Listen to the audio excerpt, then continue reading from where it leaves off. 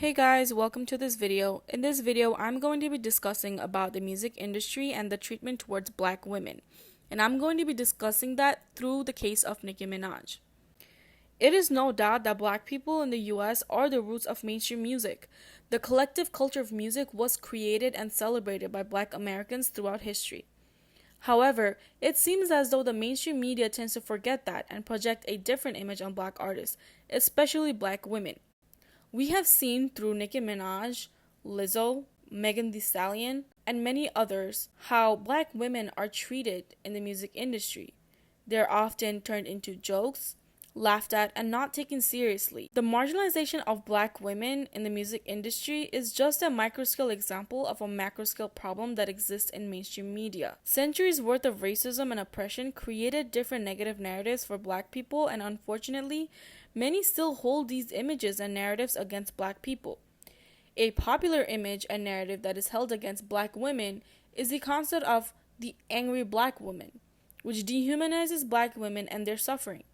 Another popular image held against black women is the hypersexualization of their bodies and movements. While black artists in the music industry have embraced these images and turned these images into powerful narratives, they're still oppressed through these images, and even their fellow white artists use these narratives to tackle and degrade them.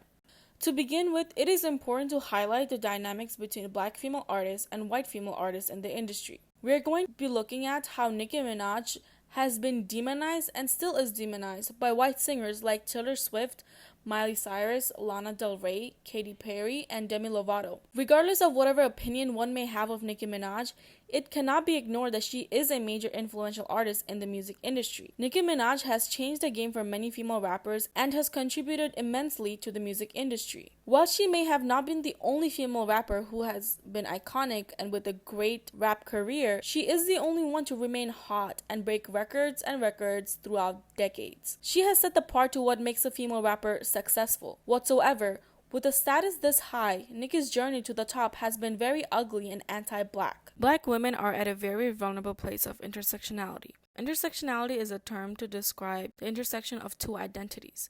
For black women, the two identities that intersect are them being a black person and a woman.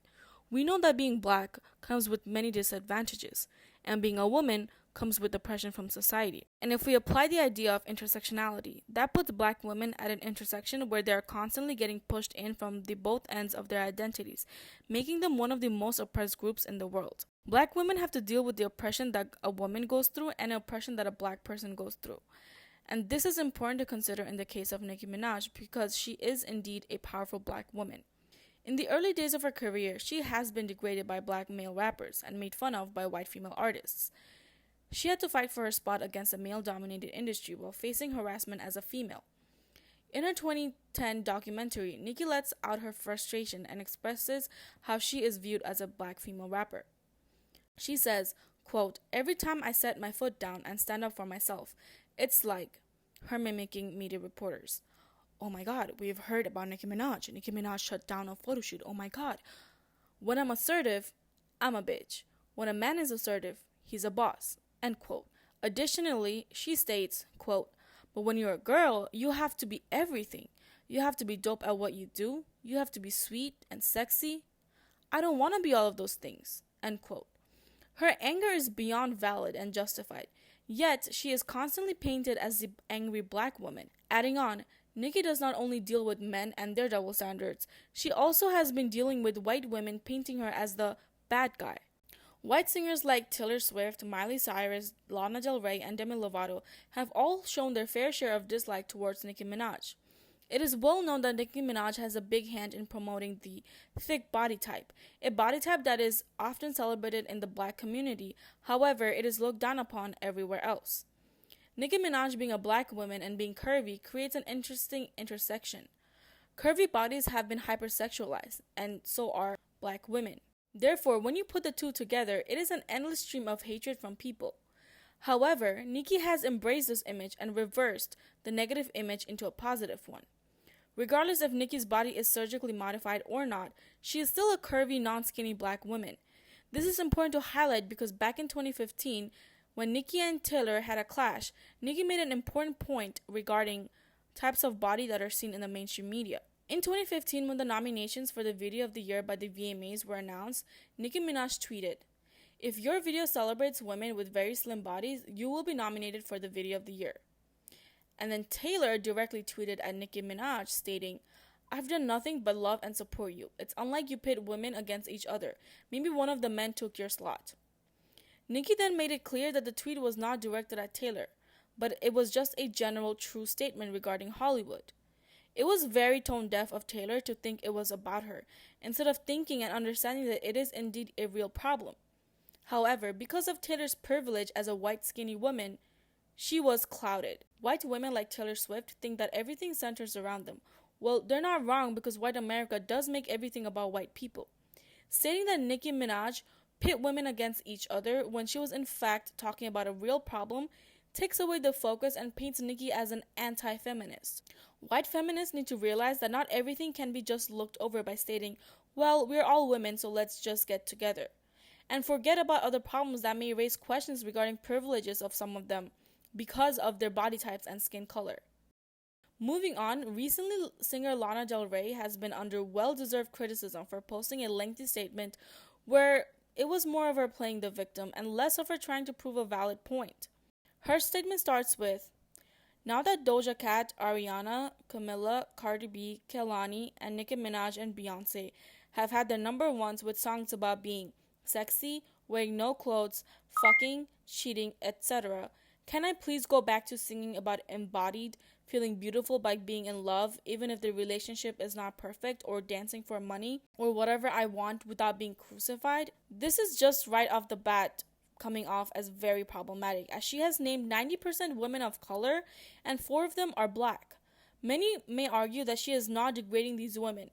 Instead, she's just trying to prove her point, but it is important to focus on her choice of words when she is describing these women of color, especially the black women, versus for herself.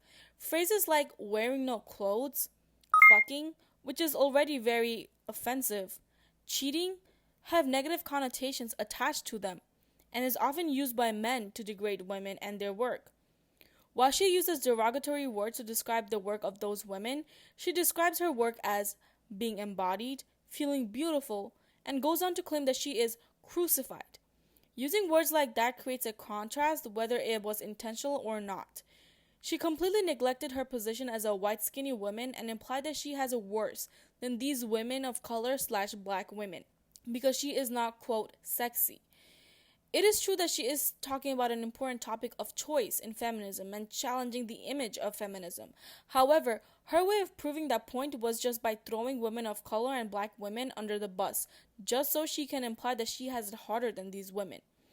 Which leads me to question, how much more would white women cry wolf if they had actually struggled like black women in the industry? She felt the need to protect her, quote, femininity by speaking down on other women of color and black women. And unfortunately, white women have done the same thing throughout history. If we look at the 1920s women's rights movement, we can see how much white women ignored black women and black men. Especially black women were disregarded. All in all, studying the different experiences of Nicki Minaj can allow oneself to see and understand a big problem on a smaller scale.